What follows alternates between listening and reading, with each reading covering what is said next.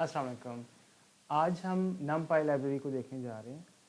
हमारी 2 से 3 वीडियोस जो हैं वो numpy लाइब्रेरी पे होंगी, क्योंकि this is one of the most important libraries in all the machine learning and data science ecosystem. numpy की जो लाइब्रेरी है वो different libraries as a base use करती हैं स्टोरेज के लिए, मैनिपुलेशन के लिए। तो क्वेश्चन ये रेज़ होता है कि numpy की लाइब्रेरी जो है वही क्यों यूज़ होती है, पाइथन के अंदर बिल्ट इन जो डाटा स्ट्रक्चर्स हैं जैसे कि लिस्ट्स हैं, तो वो क्यों यूज़ नहीं हम कर सकते। तो इन कुछ चीज़ों का आंसर जो है वो इस वीडियो में भी आपको मैं देता हूँ। सबसे पहले हम जो है वो numpy की जो लाइब्रेरी है उसको इंपोर्ट कर लेते हैं, ठीक है। और इसमें मैं अज्यूम कर रहा हूँ कि आपने एनाकोंडा जो है वो इंस्टॉल किया हुआ है। एनाकोंडा के अंदर ये सारी लाइब्रेरीज आपको प्री इंस्टॉल्ड जो है वो मिल जाती हैं। तो यहाँ पे मैं इसका एक एलियस बना रहा हूँ ताकि मैं इसको बाद में इस नाम से, शॉर्ट नेम से यूज़ कर सकूँ। मैं एक नंबर्स की लिस्ट बना लेता हूँ पहले।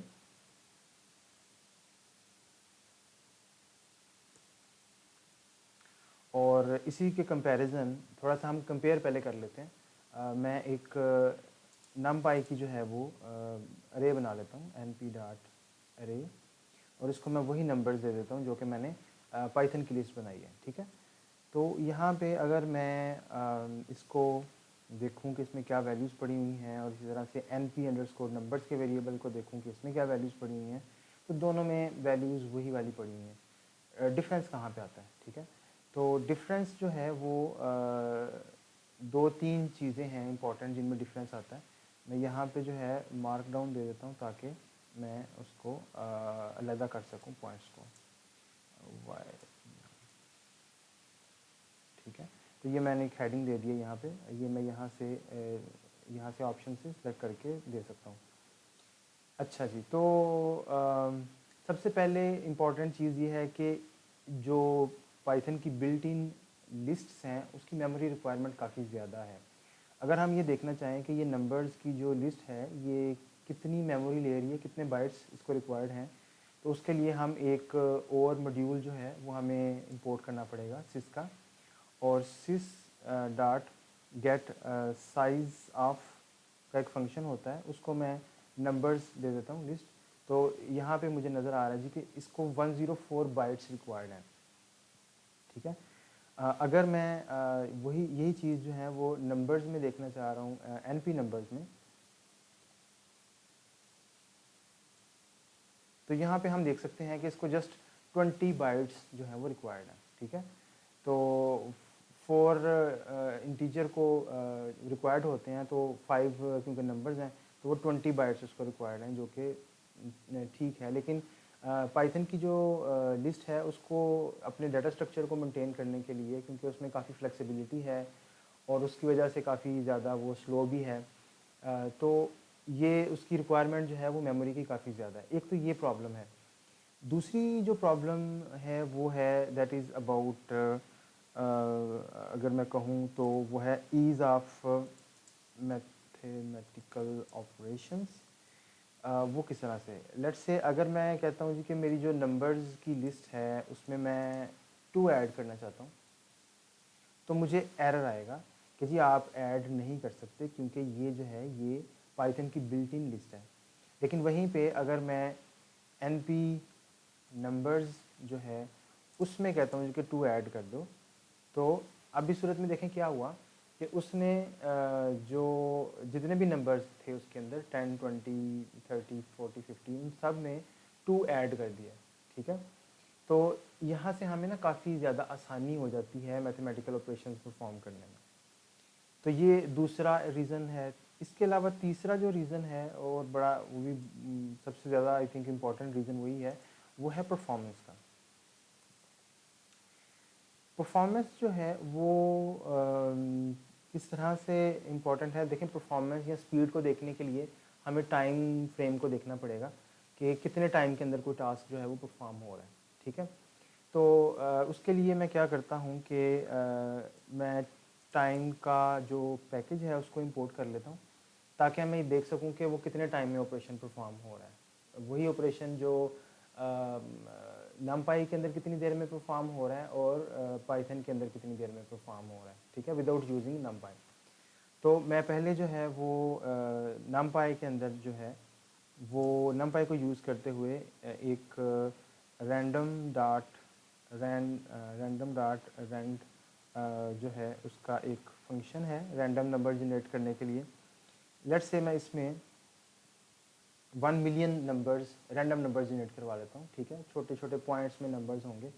इसी तरह से मैं एक और जो है वो अरे या अरे जो है वो डिफ़ाइन करने जा रहा हूँ, that is again of 1 million random numbers, ठीक है।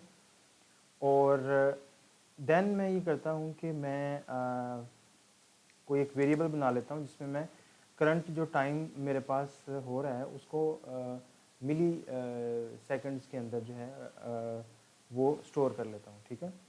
और उसके बाद देन जो है मैं उसको कोई ऑपरेशन परफॉर्म करता हूँ, ठीक है। लेट्स से मैं डॉट प्रोडक्ट ले लेता हूँ, V N P dot product of A and B. और उसके बाद मैं जो टाइम है उसको अगेन किसी वेरिएबल में स्टोर करवा लेता हूँ, ठीक है। कि अब क्या टाइम हो गया, ये ऑपरेशन परफॉर्म करने से पहले क्या टाइम था उसको मैंने टिक में स्टोर करवा दिया, और उसके बाद क्या टाइम है उसको मैंने टॉक में स्टोर करवा दिया, ठीक है। ये दो वेरिएबल्स मैंने बना दिए। अच्छा, अब मैं इसको प्रिंट करवा लेता हूँ। तो प्रिंट डॉट प्रोडक्ट इज़, और यहाँ पे मैं z की वैल्यू दे देता हूँ, और यहाँ पे मैं कहता हूँ जी कि टाइम कितना गुजर गया।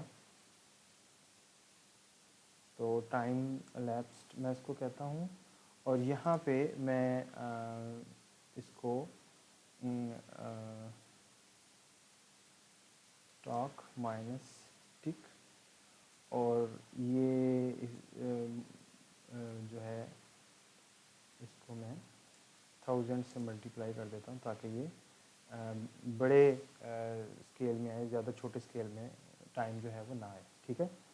तो इसको मैं रन करता हूँ तो यहाँ पे देखें कि 1 मिलियन नंबर्स को मल्टीप्लाई करने में numpy को कितना टाइम लगा, 27 मिली सेकेंड्स। अगर यहाँ पे मैं मिली सेकेंड स्पेसिफाई कर दूँ, ये माइक्रो सेकेंड में होता है आई थिंक, तो उसको मिली सेकेंड में करने के लिए मैंने 1000 से मल्टीप्लाई किया, ठीक है।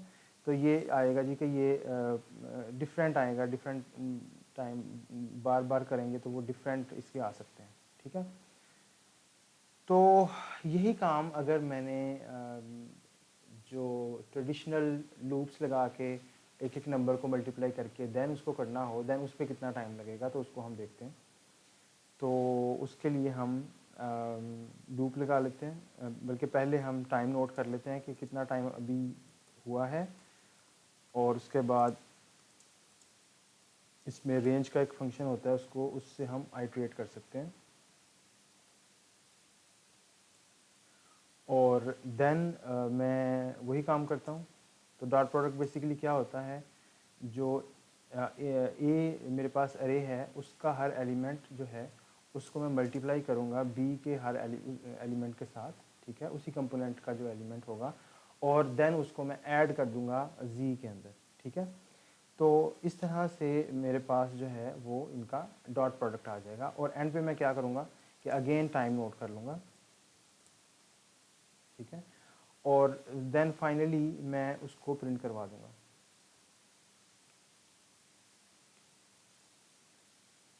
तो आप देख सकते हैं कि यहाँ पे 0.9 मिली सेकेंड लगे हैं 1 मिलियन नंबर्स का डॉट प्रोडक्ट लेते हुए दो अरेज का। और वहीं पे जो बिल्ट इन अगर हम लिस्ट यूज़ करें, बिल्ट इन प्रोसेस यूज़ करें, लूप्स वगैरह यूज़ करें, तो उससे क्या होता है कि जो टाइम है वो देखें कि उसकी रिक्वायरमेंट 382 मिली सेकेंड पर चली गई है। तो कहाँ पे 1 मिली सेकेंड और कहाँ पे 382 मिली सेकेंड, तो इतना डिफरेंस आ जाता है। तो ये बेसिकली मेन रीजंस हैं numpy को प्रेफर करने के ओवर जो लूप्स हैं या जो उसके अपने डाटा स्ट्रक्चर्स हैं उनसे प्रेफर किया जाता है कि हम हमेशा जो है वो numpy को यूज़ करें।